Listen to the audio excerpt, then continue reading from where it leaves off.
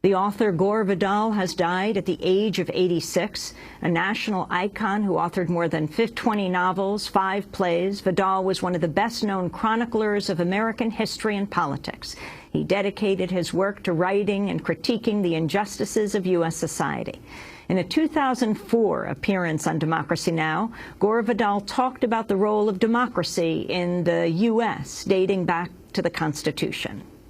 The word democracy is not only never mentioned in the Constitution of the United States, but democracy was something that the Founding Fathers hated. This is not generally known because it shouldn't be known, but it is. I wrote a little book about it called Inventing a Nation that Yale published last year.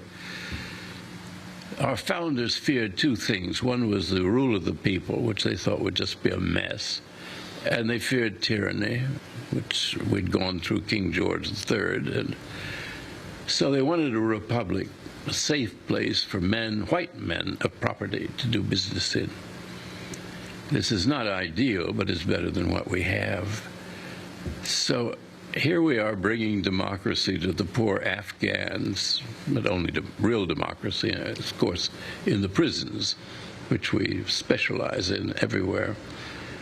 And one interesting thing that came out of all that mess was now the world knows how we treat Americans in American prisons.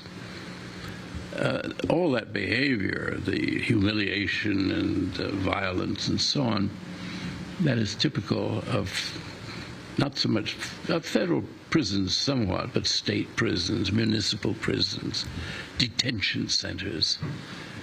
This is the nation of torture.